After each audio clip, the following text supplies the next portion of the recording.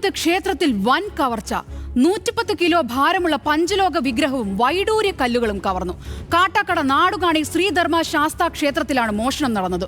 മറ്റൊരു ക്ഷേത്രത്തിലെ മോഷണത്തിനിടെ 20-കാരനായ കള്ളനെ പോലീസ് കയ്യോടെ പിടികൂടി.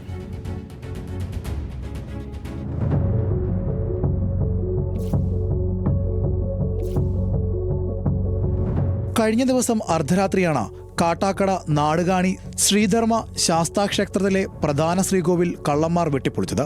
ഉള്ളിൽ കണ്ടത് പഞ്ചലോക വിഗ്രഹവും വൈഡൂര്യ കല്ലുകളും. പഞ്ചലോക വിഗ്രഹത്തിന് 110 കിലോ ഭാരമുണ്ട്. മലമുകളിലുള്ള ക്ഷേത്രത്തിൽ 6 വർഷം മുമ്പ് പുനഃപ്രതിഷ്ഠ ചെയ്തതാണ് വിഗ്രഹം.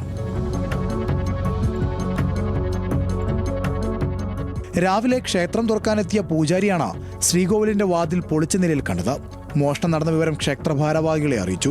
ഭാരവാഹികൾ ഉടൻ പോലീസിനെയും. ഇവിടുന്ന് ഇത്രയും വെയിറ്റ് ഉള്ളതുകൊണ്ട് ക്ഷേത്രത്തിൽ നിന്ന് ഇറക്കിയതിനു ശേഷം വലിച്ചഴിച്ചുകൊണ്ടാണ് പോയിക്കുന്നത്. 2 പേര് പോലീസ് ഉദ്യോഗസ്ഥർ പറഞ്ഞതുപോലെ 2 പേര് തന്നെ ആവണം. കാരണം 4 പേരിൽ കൂടുതലുണ്ടെങ്കിലേ അതിനെ പൊക്കിയെടുക്കാൻ പറ്റുള്ളൂ. റോഡ് വരെ വലിച്ചഴിച്ചു കൊണ്ടുപോയ പാടുണ്ട്.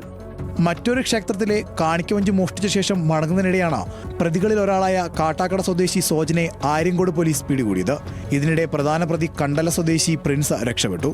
ഇയാൾക്കായി തെരച്ചിൽ ഊർജിതമാണ്. പ്രിൻസിന്റെ വീട്ടിൽ നടത്തിയ പരിശോധനയിൽ മോഷണ സ്വർണം ഉരുക്കി വിൽക്കാൻ സജ്ജീകരിച്ച ആല കണ്ടെത്തി. ഉപകരണങ്ങളടക്കം പോലീസ് കസ്റ്റഡിയിലെടുത്തു. മാറനല്ലൂർ സ്റ്റേഷനിൽ വിവിധ കേസുകളിലെ പ്രതി കൂടിയാണ് പിടിയിലാകാനുള്ള പ്രിൻസ്.